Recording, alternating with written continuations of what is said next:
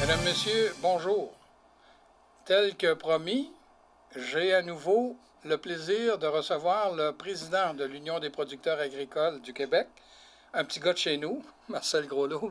Il y a 2 semaines, on a parlé beaucoup de sujets, mais il m'en restait. Je me suis dit, bien, tant qu'à y être, tant qu'à avoir le président de l'UPA à mes côtés, profitons-en, gâtons-nous. Au mois d'octobre, vous autres, vous avez accueilli, quand je dis vous autres, là, c'est l'UPA, vous avez accueilli positivement ce qu'on appelle le plan durable, le plan d'agriculture durable, le PAD. C'est quoi ça, le PAD, et pourquoi vous êtes content de ça? Bon.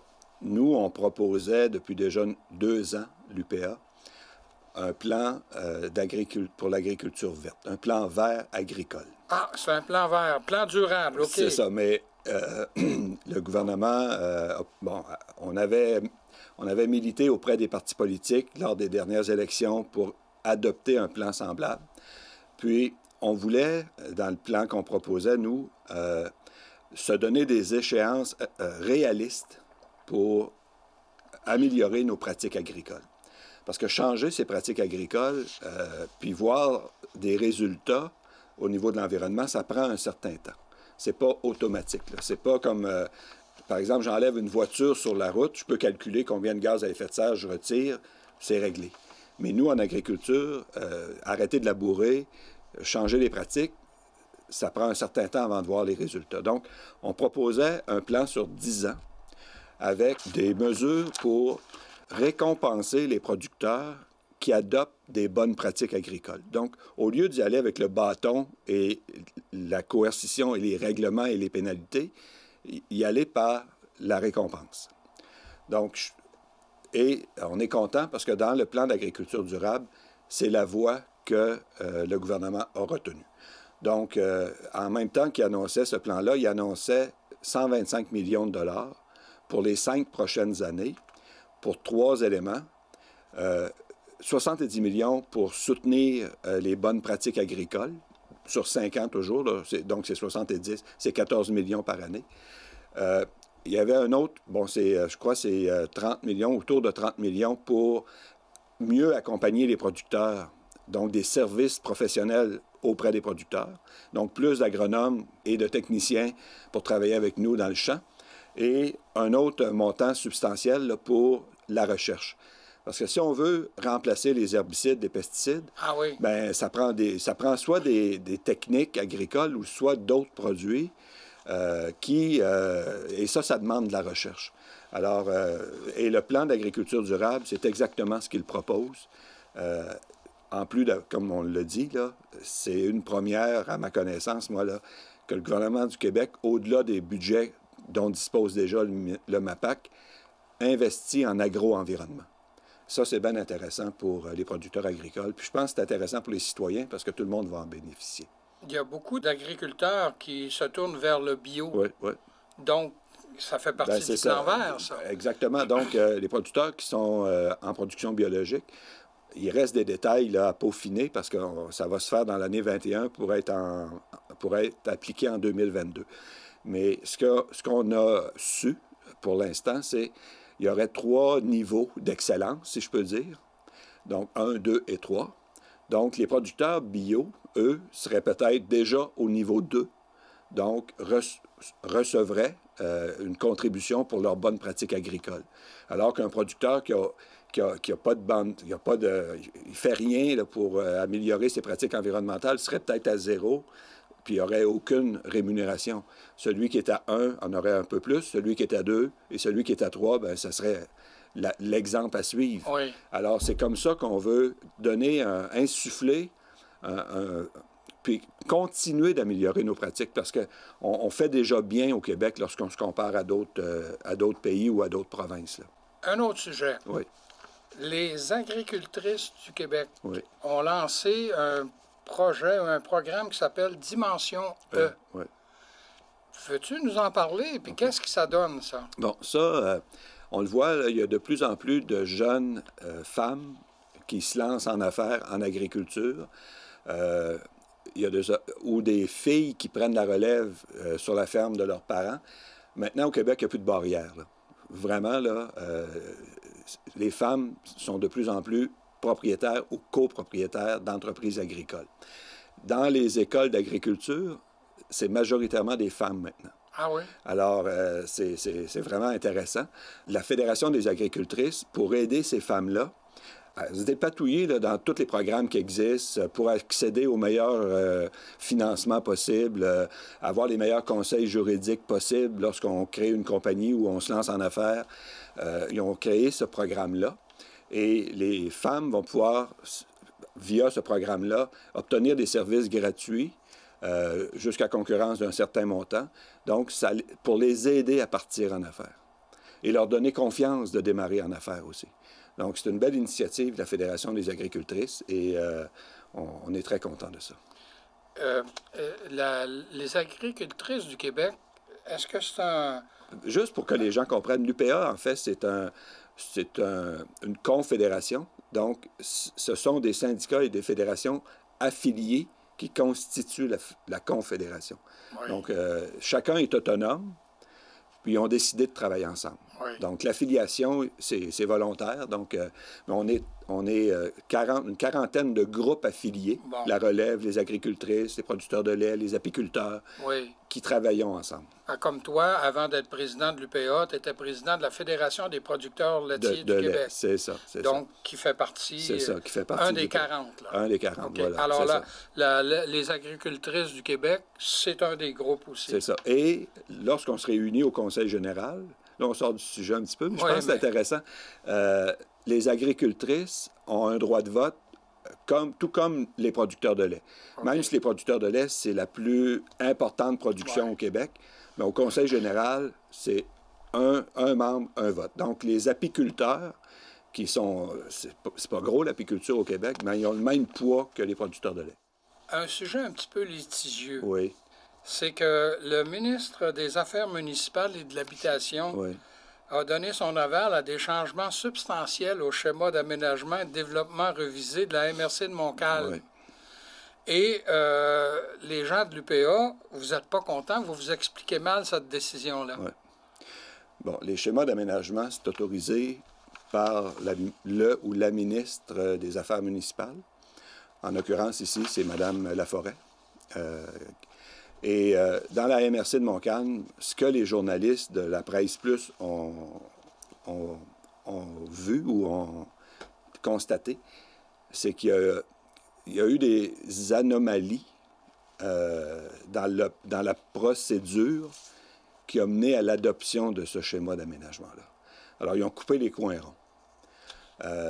Et naturellement, c'est 140 hectares, je crois, de terres agricoles là, qui ont été en fait rendus disponibles là, pour d'autres usages. Encore qu'il faut que ça soit accepté par la Commission de protection du territoire agricole. Là. Mais quand c'est dans le schéma d'aménagement, c'est sûr que ça donne beaucoup de possibilités aux promoteurs d'obtenir les dérogations pour changer la vocation de ces terres-là. Oui. Alors, c'est pour ça qu'on s'explique mal pourquoi la ministre a donné son aval à ce plan-là, que d'autres ministères du même gouvernement n'étaient pas d'accord, pour lequel d'autres ministères du même gouvernement n'étaient pas d'accord. Et on parle là qu'il y a un changement d'usage des terres agricoles d'une superficie d'environ 17 millions de pieds carrés. Oui, c'est ça. Et on a parlé il y a 2 semaines d'autonomie alimentaire. De notre autonomie alimentaire. Si on se fait couper 17 millions de pieds carrés, là, on est dans un secteur où les terres agricoles sont importantes. Oui, c'est ça. Donc, c'est là où il y a un non-sens. C'est pour ça que on est tannant, l'UPA, avec ça, là, mais ça fait des années, nous autres, qu'on veut mieux protéger les terres agricoles. Mais c'est sûr que c'est un dossier sur lequel il ne faut pas lâcher. Vraiment, il faut que les citoyens soient très alertes. Quand on perd 1 hectare de terre agricole, c'est à tout jamais. C'est irrécupérable. Ben oui. Si je bâtis un stationnement, c'est fini. C'est fini la terre agricole. On ne refera jamais un jardin dans un stationnement. Alors, c'est pour ça que si on parle d'autonomie alimentaire, puis déjà que le Québec, on n'a pas beaucoup de terres agricoles, parce qu'on est au nord, on est enclavé entre 2 chaînes de montagnes, les Laurentides et les Appalaches. Alors, on n'a pas... Puis il y a le fleuve entre les deux. On n'a pas beaucoup de terres agricoles au Québec. Les gens doivent réaliser ça.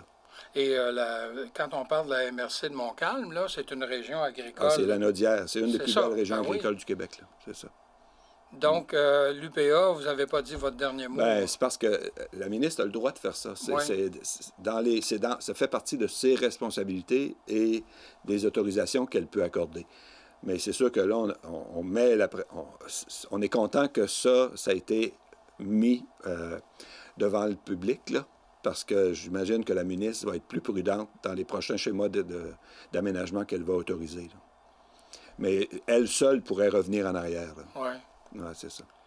Un autre sujet qui est important pour l'UPA, c'est le contrôle du coût des taxes. Ouais.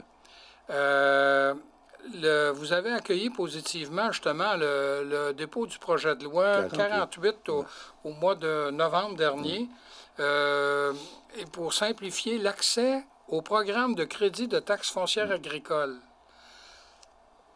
C'est quoi au juste? Okay. Qu'est-ce que ça vise, ce projet de loi?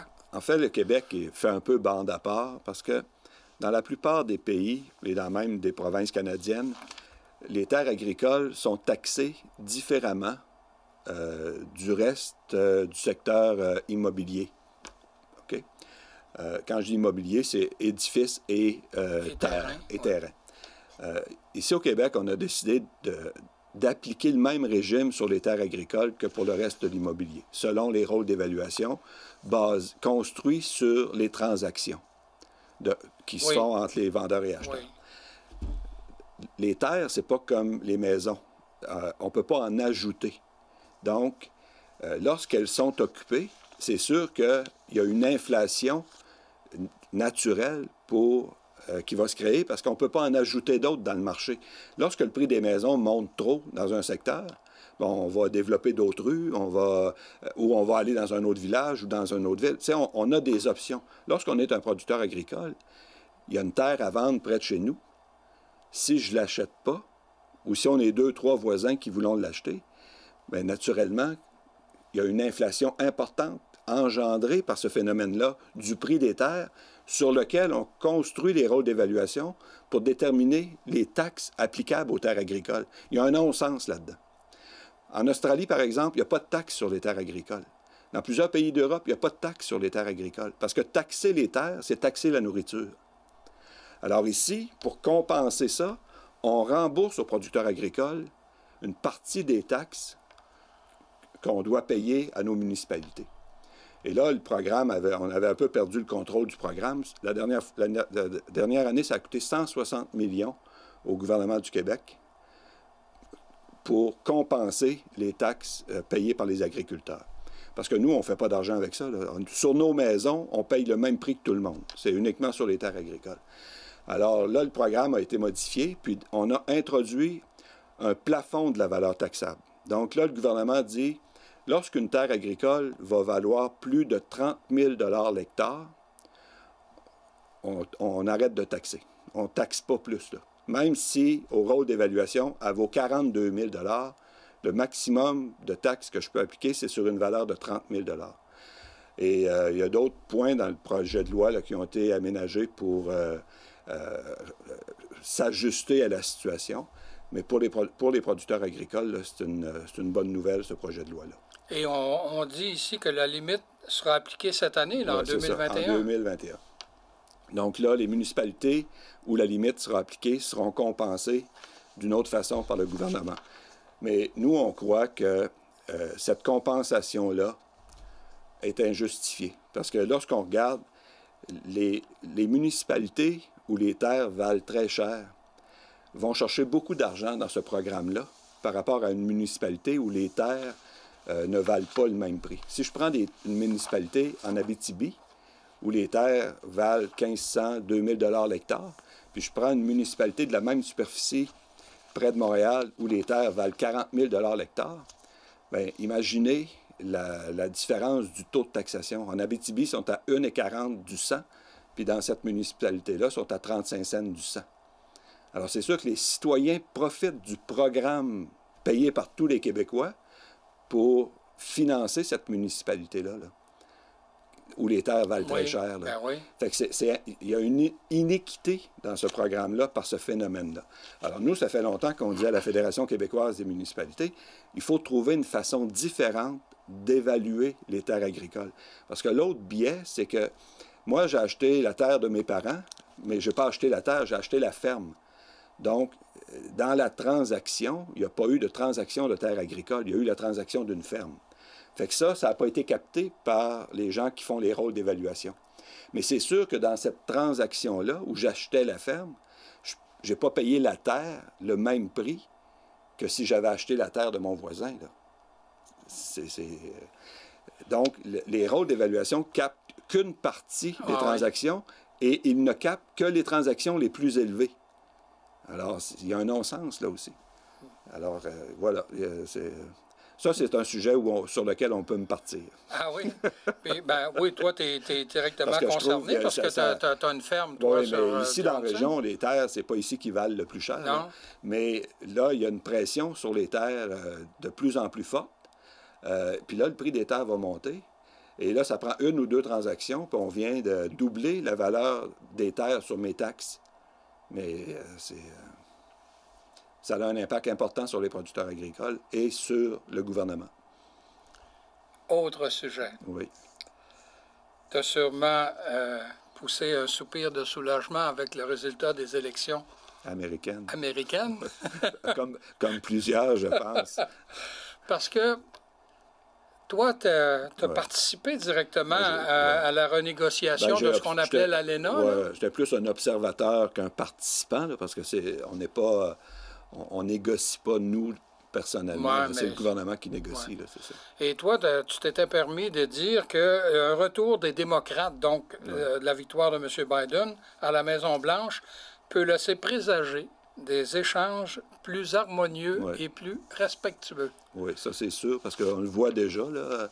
Il y a eu peu après l'élection, M. Trudeau a parlé avec M. Biden, puis déjà, je pense que ça a été plus facile que ça l'était que de parler avec M. Trump, là, qui avait traité M. Trudeau, je ne me souviens pas du terme qu'il avait employé, au lendemain du G7, là, dans Charlevoix, là, ça n'avait pas de bon sens. Là. Alors, c'est sûr que nous, je pense que tous les Canadiens souhaitaient très majoritairement là, que ce soit M. Biden qui gagne. Alors, mais les Américains vont demeurer protectionnistes. Oui, hein? Ça ne changera pas. Ça. Le Buy America Act, là, s'il y en a qui s'en souviennent, c'était M. Obama qui avait lancé ce projet-là. Puis là, ça rendait difficile pour des entreprises comme Canatal de soumissionner sur certains projets aux États-Unis.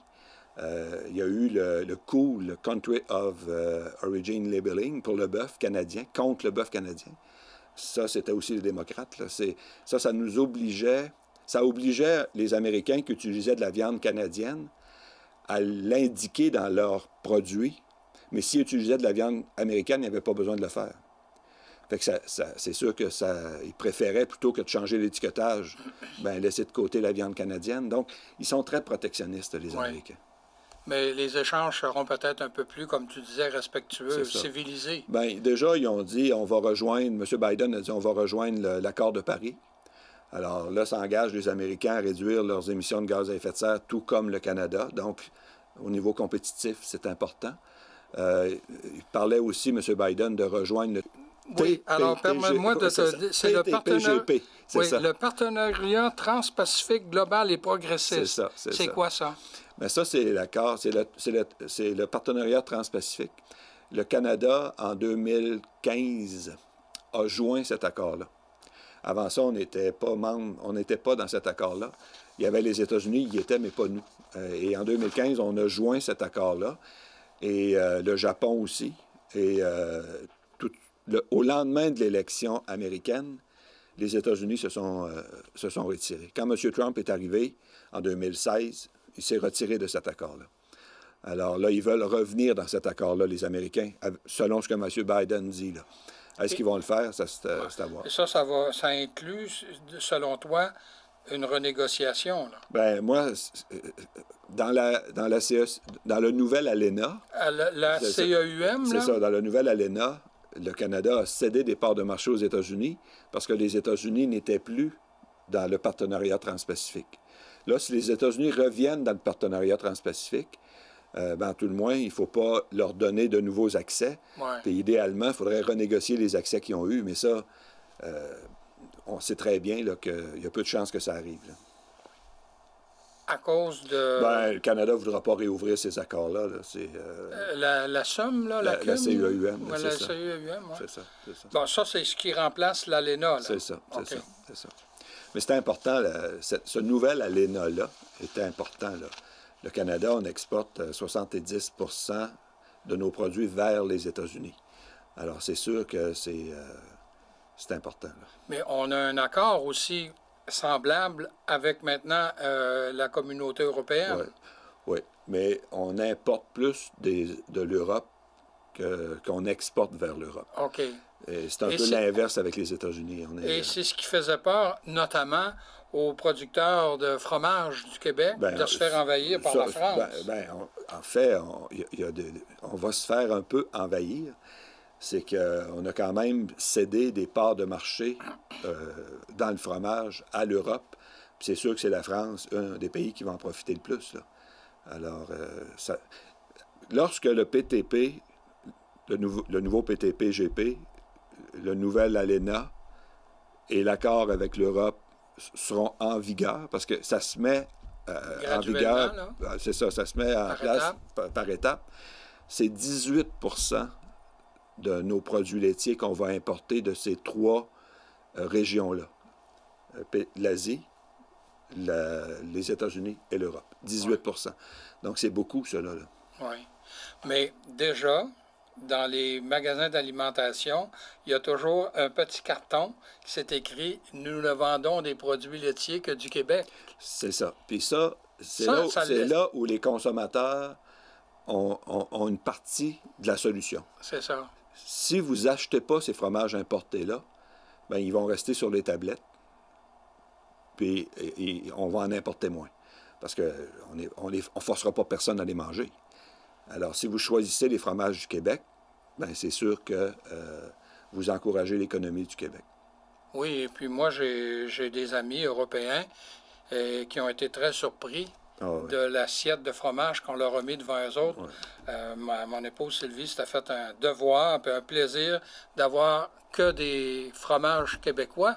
Et on a des fromages québécois extraordinaires maintenant. C'est ça, absolument. Puis, les gens disaient c'est plus cher. Quand vous surveillez les spéciaux, là, parce que maintenant, les fromages québécois, il y a des spéciaux sur les fromages québécois régulièrement. Puis si vous surveillez ça un peu, vous ne payerez pas plus cher. Oui.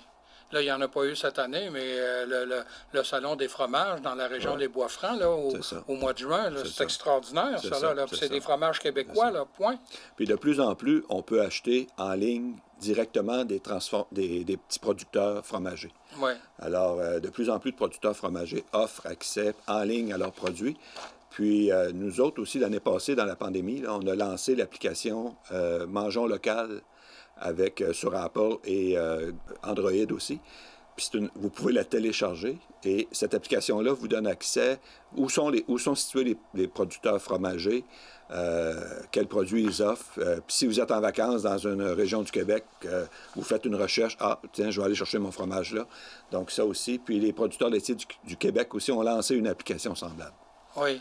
Puis, nous, ici, là, on n'est pas loin, là, mais dans la région des Bois-Francs, là, il y en a des producteurs fromagers là, en quantité intéressante. On peut s'alimenter. Là. Quand on va au presbytère là, à Sainte-Élisabeth de Warwick, là, il faut être patient parce qu'il faut faire la file pour rentrer pour aller acheter leur excellent fromage. Oui. Puis avec une bonne bière locale maintenant, parce qu'il y a de plus en plus de microbrasseries, puis on en a une ici dans la région maintenant. Alors, n'hésitez pas. Une bonne bière locale avec un fromage québécois. Je te donne les 30 dernières secondes pour me dire comment tu envisages l'année 2021. Bien, c'est sûr qu'on est mieux préparé là, pour la pandémie qu'on l'était l'an dernier. Maintenant, les vaccins, ça va venir, là, c'est sûr, on le sait. Alors, moi, j'envisage avec optimisme l'année 2021. L'intérêt des Québécois pour les produits du Québec aussi. Les producteurs agricoles sont vraiment là. sont contents de cet intérêt-là. On les sent mobilisés. Alors, moi, je pense que j'envisage très bien l'année 2021. Bien, on se le souhaite. Hein? Oui. Alors, merci beaucoup, Marcel. Merci à vous. J'avais le plaisir de recevoir le président de l'Union des producteurs agricoles du Québec, Marcel Groslot. Je vous invite à nous revenir la semaine prochaine.